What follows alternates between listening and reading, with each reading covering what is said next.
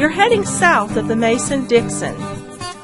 This is the Week in Review at the Abbeville Institute. Here is your host, Brian McClanahan. Welcome back to the Week in Review at the Abbeville Institute. This is your host, Brian McClanahan, and this is episode 92, covering the week of October 2nd through October 6, 2017. Glad to have you back in the program. Glad to be here. Before we get started, just want to remind you of a few things. If you do like this podcast, please share it around on social media. You can find the Abbeville Institute on social media. You can find us on Facebook, Abbeville Institute, on Twitter at Abbeville INST, and you can subscribe to our YouTube page also at Abbeville INST. You can also go to our webpage and find all of our social media buttons at the top of the page. So if you don't want to go out and search for those things, just go to abbevilleinstitute.org. At the top of the page, you'll see our Facebook, Twitter, YouTube button. Also at the top of the page, you have our Amazon Smile button. If you want to click on that and make the Abbeville Institute your preferred charity for Amazon Smile, every purchase you make will send us a little bit of change, and that will also help support the Abbeville Institute. If you go to our webpage, you'll see a box that will allow you to give us an email address. If you give us an email address, we'll give you a free ebook, Kirkpatrick Sale's Emancipation Hell, and also you'll get on our email list, which you will get your daily dose of Dixie Monday through Friday and your weekly email on the weekend. Also, just want to remind you that we do exist on your generous contributions alone. So if you do like the Abbeville Institute, if you like our podcast, our website, our programs, please consider making a tax-deductible contribution to the Abbeville Institute. It'll help keep the lights on and help keep everything that we do available for free. We have well over 1,000 articles on our website, also primary documents, and hundreds of lectures for free. So all of that stuff is available because of generous contributions from our donors. Okay, all of that said, let's talk about the week that was at the Abbeville Institute. And we started this week. There was a general theme this week about the PC attack on the South. And this is something we've done a lot of recently. I think that the pieces this week were a little different in a couple of ways, and I'll talk about that. We also had an interesting book review this week on Braxton, Bragg, and a piece by yours truly on the situation in Catalonia, the Catalan people, and what they're dealing with in Spain and how that actually relates back to the United States. And I'll get into that in a minute. Actually, that's the Wednesday piece, but I'm going to talk about that last. So let's get into this first issue, which is this book review that we had, because it's kind of the odd issue the odd article in the week in terms of topic. And it's a book review by Jason Stewart of Braxton, Bragg, The Most Hated Man in the Confederacy by Earl J. Hess. It was published by the University of North Carolina Press. And what Hess is trying to do is resurrect, as Stewart says, resurrect the reputation of one of the Civil War's most disparaging or disparaged generals. And so Stewart ultimately comes down on the side that Bragg was a little better than what historians have generally given him credit for, and so he thinks that Hess did a fairly decent job in resurrecting Bragg's career, but he isn't able to be convincing in every area. So, for example, Bragg has often been considered to be a vicious disciplinarian, a man who would shoot his soldiers for no reason at all. And so Hess went and examined that particular issue, for example, and found that Hess didn't really do that. That's just a simple myth. That Bragg didn't do that. That was just a simple myth. That Bragg was not such a brutal disciplinarian after all. That there was an issue in dealing with a hog, but that didn't result in any type of summary execution of his soldiers. In fact, he points out that Johnston was much more vicious when he assumed the position that Bragg had than Bragg himself was. So he makes the point that Bragg is the historical record is actually kinder to Bragg than historians have been. But he also says that this idea to try to resurrect, where Hess does, try to resurrect Bragg's reputation as far as a battlefield commander, falls a little short. That even though Bragg did have some successes that are often overlooked, his bungling through the war was detrimental to the South's accomplishments in the Western theater and its overall success in the Western theater. And that if Bragg had been a little more aggressive at certain periods of time, the South may have been able to capitalize on some successes that it did have in the Western theater. He, of course, lays the blame on Bragg for the Battle of Shiloh, for example. He does have an interesting part in the book where he talks about comparing Bragg to Lee and how Lee is able to escape some of the criticism that Bragg has, and when they made similar mistakes. And that's because of Lee's character and the overall successes that the Army of Northern Virginia had in the Eastern Theater. But regardless, this is an interesting book because it's an attempt through a major university press, by the way, University of North Carolina Press, to try to bring back the reputation of a Confederate general that's often demonized. So in that way, it's an interesting contribution to the historiographic field of war literature, particularly when it comes to military literature. So Stewart says you should go out and get the book and read it. It's a nice addition to the field. So that said, there are no statues of Braxton Bragg. We're not talking about tearing down any Braxton Bragg statues across the Confederacy. Bragg is not like Jackson or Lee. He's not really a symbol of the lost cause at all, the quote-unquote lost cause. He is simply just someone who people can pile on, and it really doesn't matter, both North and South. So that way, this book is interesting because there's that particular situation with Braxton Bragg. You're not going to confuse Braxton Bragg or the attack on Braxton Bragg with being anything of a PC narrative. I mean, usually Southerners, it's kind of like Longstreet. Southerners pile on Longstreet too.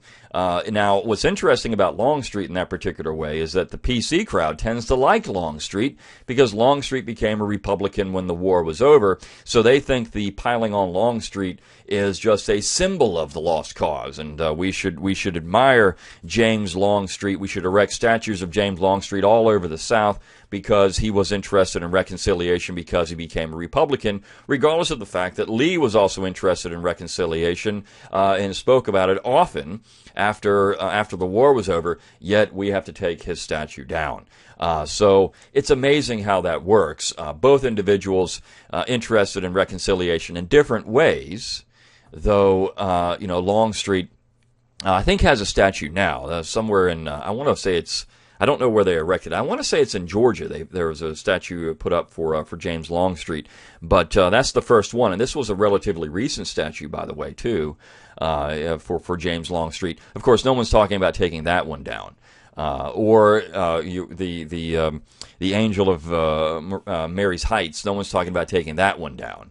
It's only people that are symbolic or at least conspicuous in the public eye that want to be taken down. Though soldiers' monuments, are being taken down, and we're going to talk about just simple soldiers' monuments are under attack or being covered. We've talked about that a lot. Now, what is behind all this is the key to understanding what's going on in America, and we did a nice conference on that, and we've done a couple of conferences on that actually at the Institute, and that's the important part of this discussion. What is really behind these attacks on Confederate statues? Is it the Confederacy itself, or is it something larger than that? I think that people are missing the point oftentimes, and they're not understanding what the bigger picture is here, what the end game ultimately is, because you have idiots at the AHA running out there, the American Historical Association, saying that nobody's going to be talking about taking down statues of the Founding Fathers. That's crazy talk. No one's going to do that. Well, that's actually not true. The end game is something bigger, and it's always been the end game. It's just there's been enough resistance to it to stop it over all these years. The problem is you not only have people on the left now advocating removal of Confederate statues, which you would understand from their perspective, their political perspective and ideological perspective. You have people on the right fine with taking down Confederate statues, or at least demonizing the Confederacy in a way that's going to give fuel to the other side to do it. And this is the problem that we have.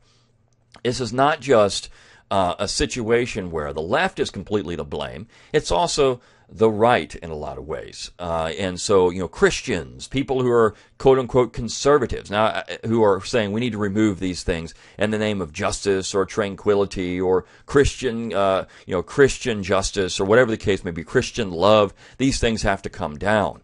But as one of the pieces points out, it's never going to stop. They're just becoming the useful idiots in a much larger war that will be going on even after these statues come down. So that is the situation we're confronted with in America. It's not just statues. They're symbolic of something that's larger to the people on the left, and that's the real key here. And if we understand that, then people should stop even advocating taking down, or even going 1 inch further in taking down these statues, even if they don't care for the Confederacy or care for the South. They should care enough for American history and the principles behind that they should say these statues have to stay. The vast majority of Americans are for the maintenance of these statues. Well over 60% think these statues should stay. And of course, with all the things that have gone on recently in the news, whether it's the nasty hurricanes, and we've got the terrible situation in Las Vegas and other things, these statues have kind of taken a back seat, but it will come back. And unfortunately, you have some people out there who are making this into an issue it shouldn't be. But this issue will come back. The left is not going to relax. They're not going to say, we've had a couple of bad hurricanes in the United States. We've had this awful shooting in Las Vegas. Let's focus on real issues and not on something so superfluous in statues. No, they're not going to do that. This is just a pause. They're just waiting behind the scenes. In fact, tomorrow being October 9th, there's going to be a mass demonstration against Christopher Columbus, and that's just going to be that's an example of where this is going. A mass demonstration against Christopher Columbus from Antifa, and so it's not just Confederate statues at all that are under attack. It's all of Western civilization. So that's the key to understanding this whole thing, and understanding this is a bigger problem than just Confederate statues. Confederate statues, as I've said on this podcast many, many times, are the low-hanging fruit. And once you pick the low-hanging fruit, you got to get the other fruit because it's delicious. And for the left, the delicious fruit is American history. It is traditional America, and not only that, traditional Western civilization. They will come for those things too. The point is, and what we have to do a better job of, is connecting the dots. And I think that the pieces that we ran this week do a very good job of connecting the dots. So let's start with the first piece, The New War on the South's Patrimony, by Alphonse Louis Vin. Dr. Vin taught at Catholic University of America. He is Asian, but also considers himself to be Southern. He lived in the South most of his life and considers himself to be a proud Southerner. And this is an interesting little piece because he talks about Moses Ezekiel, who was a Jewish Confederate. And so he says, look, this guy has a lot in common with me. We consider ourselves Southerners. We're minorities, and yet we love the South and we love the Southern tradition. And as Vin says at the beginning, he's watching TV and he said he had to switch channels immediately because I was so upset and fed up with these imbecile journalists bleeding the left-wing party line about the nobility of this new war to eradicate the final remnants of the so-called Confederate white supremacy and Southern pro-Nazi racism. And again, this is where there's a disconnect, and that comes from an understanding of history which has been crafted out of thin air in the last 50 years. In the 1990s, during the Civil Rights Movement, no one was caring about Confederate symbols or Confederate flags. That wasn't even an issue. Nobody cared about that stuff. It was not even on the radar of civil rights activists to really worry about Confederate flags or Confederate symbols. They were interested in other issues. It wasn't the case until the 1990s when groups who had run out of things to complain about because segregation was over. We had gotten rid of that. We had gotten rid of voting voting irregularities and other things in the South. That was all gone. So now they had to switch their effort on symbols.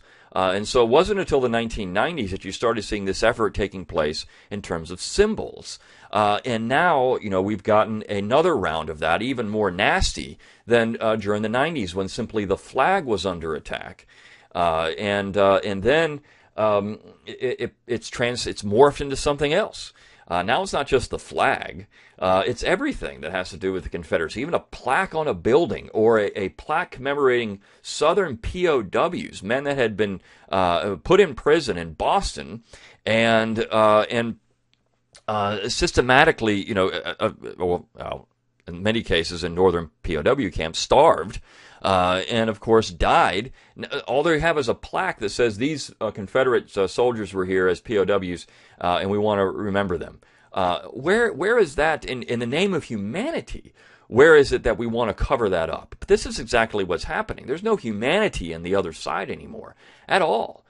It's violence, it's viciousness, it's nasty.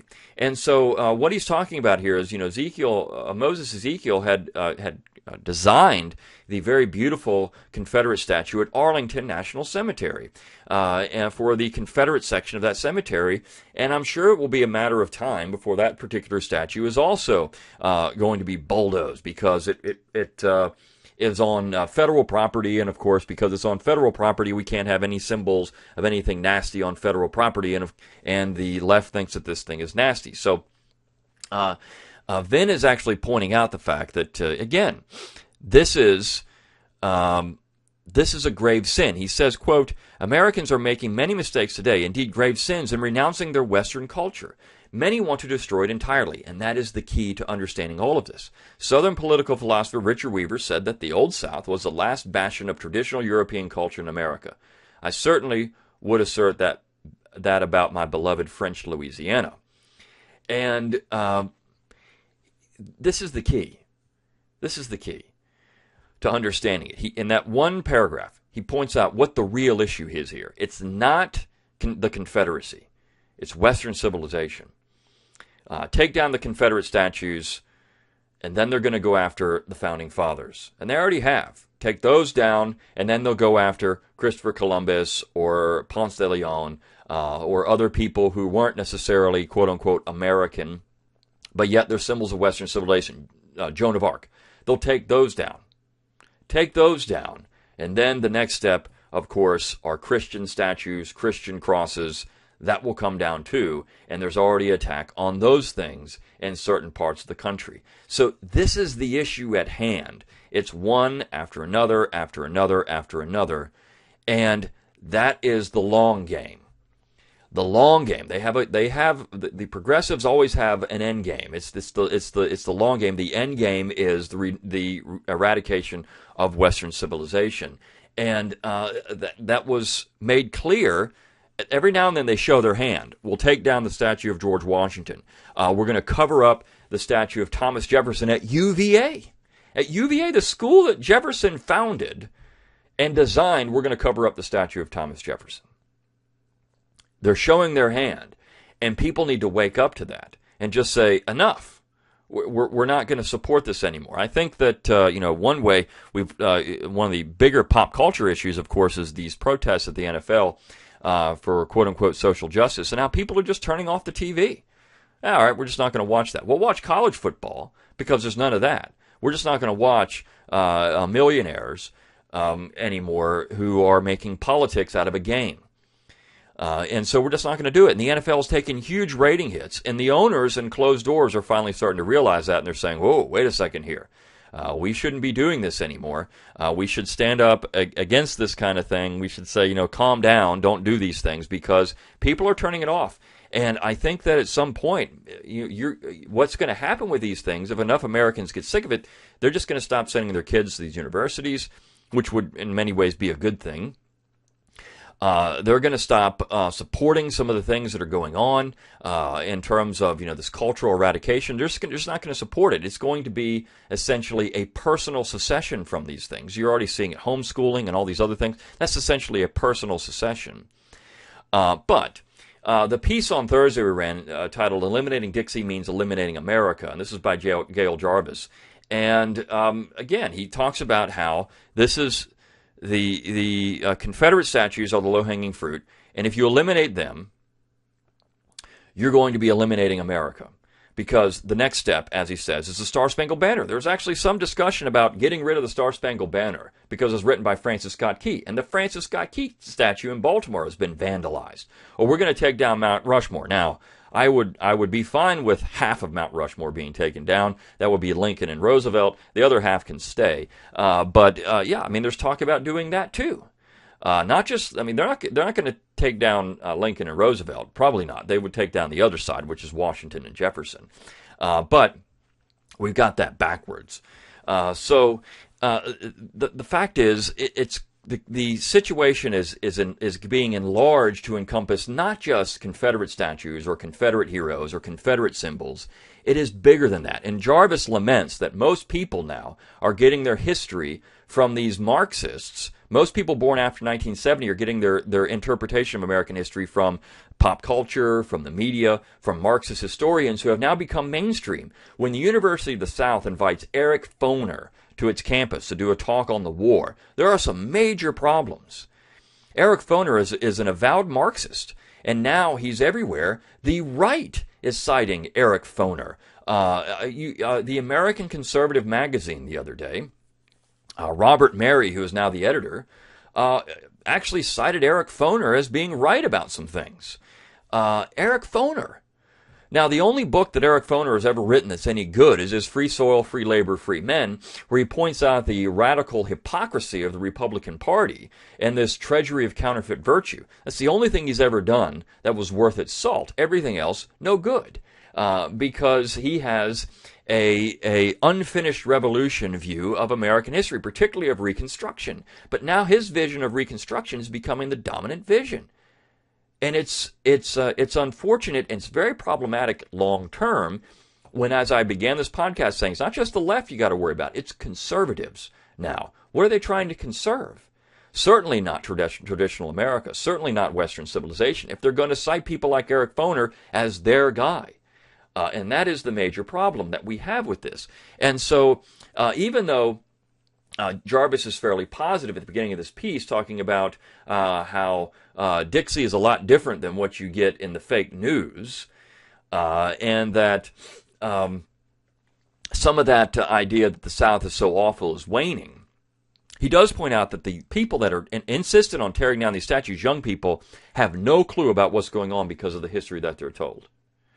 They have no clue. And that is actually discouraging because young people are going to become middle-aged people at one point, and if they have no anchor, no mooring, they're just lost at sea without a compass. They're the ones that are going to be determining what happens with American history in the future. And so that's the real problem. And, of course, Boyd Cathey brings this home in his piece on Friday, The Marxist Campaign to Transform America.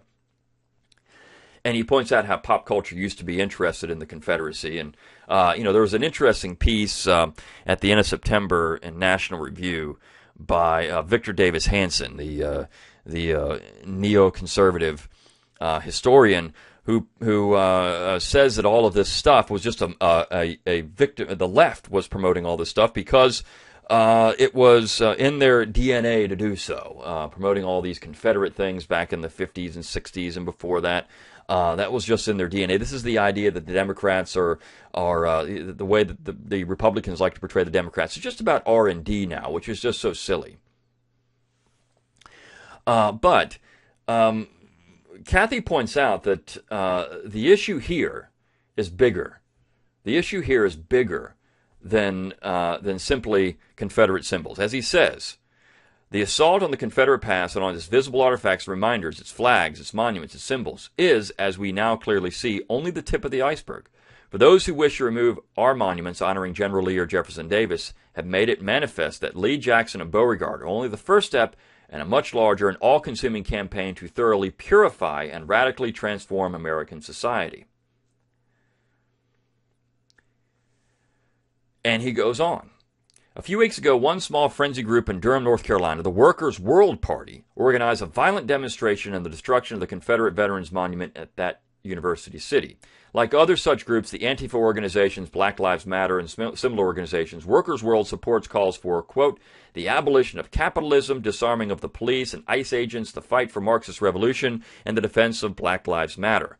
All symbols and reminders of white supremacy and of racism must be eradicated and destroyed. And those symbols are not limited to the Southern Confederacy, but encompass nearly all of this country's founders, most of its 19th century presidents and political leaders, its earliest discoveries and colonizers, and in fact, its basic history culture. This is true.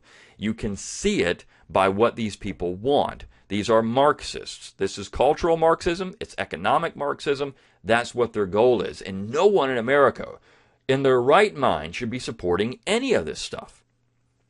But that's the problem. People are, and they need to wake up to this because this is the real situation. Even Christians, he says, have pointed out, have become just useful pawns, useful idiots in this game. And of course, what happens is once the left gets what they want, they'll discard these people. They always do. And that creates major problems for those people themselves, right? A lot of times these people are just done away with by violence. So this is the point in all this. We need, as Kathy says at the end, for the rest of us to do it is to do our best to defend our patrimony, to demonstrate that to destroy Confederate symbols opens the door to the destruction of all of our symbols and the radical Marxist redefinition of the American nation itself. It appears to be an almost insuperable task, but it is our duty before the shadow of our ancestors and before the verdict of history. And I think that's what we're doing here on this podcast. We've been doing this now for, 92 episodes, talking about how important the Southern tradition is and maintaining real America. The South is America. And so that brings us to the final piece of the week, again, written by yours truly, which was actually published on Wednesday, entitled The Winds of Change. And this has to do with Catalonia secession. And I bring this into the larger issue of what's going on in the world.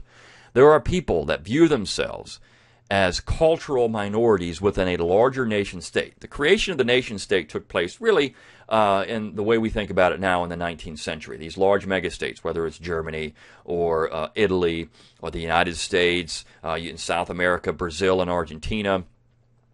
You started seeing the expansion of the nation state and the solidification of the nation state in other parts of Europe before that. France was dabbling in this during the early modern period with the absolute monarchs. And of course, the French state has always been, since that time, particularly since Louis XIV, a very powerful centralized state. England had its own revolution in the 17th century. And then, of course, the expansive empire of England in the 19th century and the solidification of a very strong centralized state in England. You see that there in Great Britain. In Spain, of course, being a byproduct of the Napoleonic Wars in many ways. And Napoleonic Wars unleashed this nationalism of the large nation state on Europe. The unification of Germany would not have been possible without the French Revolution and the Napoleonic Wars. So all of this is a byproduct of the 19th century. And people are saying, we're not Spanish. Catalonia is more French than Spanish. Without a doubt, it's more French than Spanish. And so it has its own culture. And so there are people around the world who are starting to say, there's people in Brazil starting to try to southern Brazil. We need to break away from the rest of Brazil. Brazil is a major nation state that was created by force, and we don't want to be part of it anymore. And this actually goes into the United States, and I bring it home to that. There are places in the United States, whether it's on the left or the right, who are advocating cultural or political independence. Because they see the problem with top-down government. And as I point out in the piece, really what we have in America now are two Americas, more than any other time in American history. And actually, Chronicles magazine did a very nice job on this the other day in their last issue, two Americas. And we really do have two Americas. On one side, you have Blue America, which favors a libertine society, as I say, undergirded by the social justice identity triplets of race, class, and gender. And they're going to use anything to undermine traditional America. They will use any means necessary to achieve their goal to erase bigotry, including state machinery like the courts and favorable legislation, but they'll also use violence if they need to as well. So things like anthem protests, federal court orders, gender studies programs, sensitivity training, character assassination, all these things are actually part and parcel of a bigger campaign, the end game, the long game, to get to the end of Western civilization. They'll use anything they can, and that Blue America, the libertine, social justice America, is one America. And they have no chance of conversing with red America because red America is wondering what happened. Now, I'm using these terms red and blue because of the way we look at states, and I know people get upset with that because they say, I'm not a red, that's a communist, and I understand that. I understand that position that red has always been associated with communism, but I'm using it because maybe you listen to this podcast, you're thinking of blue states and red states. So I'm using that. We could flip these around and say the red Americans are the communists and the blue Americans everyone else, and I can understand that position. I'm just doing this because of the way that the map has been designed here in the last several election cycles. But what these red Americans are saying is, this isn't my America. Well, all we want is someone who's going to stand against this neo-Marxist nonsense. They're not really opposed to a strong central government because it can work in their favor. But they're weary from years of being made to feel guilty for traditions they admire and support. But I also point out the red Americans need to understand that their love affair of the state can be dangerous. They're barely a majority, if at all. And once the other side is in power, as we saw with 8 years of Barack Obama, the repercussions are going to be severe. So the problem is solved only by decentralization. The problem of Catalonia is one of decentralization. These people simply want to govern themselves and not be part of a Spain that they don't feel like they're part of anymore, that their culture identifies as something different. That is the key to understanding these independence movements. That's the key to understanding the future, I think, in the 21st century. You're seeing decentralization all over the world. It's going to happen more and more often because we're in a situation where people are understanding that these nation states, these megastates, are not responsive to people. They're not humane for the most part. They don't respond well to community. They don't respond well to culture, and that is the major problem with them, and that's why people are talking about trying to decentralize. If the United States, if the Union in the United States would do exactly what the Union was designed to do, and that was simply commerce and defense, there would be no conflict in America, because all these social and cultural issues would be decided by the people of themselves in the area in which they live. That's it. All these things would be decided there. You could have your socialist utopia anywhere you wanted in the United States, but it would only extend to the borders of your state. And then you could have your conservative states and maybe your moderate states. You would have all these things, and you could go live somewhere that you like. So that's the issue in America and really the world. This is why I say this is a 21st century. And it's unfortunate we have to pine for the days of the Soviet Union when the Soviet Union fell apart peacefully and no one was shooting at each other. Now it's rubber bullets, people being thrown downstairs. We've got all this violence taking place. It's awful. But my hope is that people will see that and the court of public opinion will start moving in the direction of, hey, we need to have peaceful separation. A divorce of incompatible things is preferable to the violence that we're seeing. Beating up grannies who are trying to go vote. I mean, this is what we've gotten to. All because they say, well, the state is threatened. It's terrible, but this is the situation now. And I think that if enough people wake up and realize that we've got incompatible things, we've got the Marxist campaign to transform America.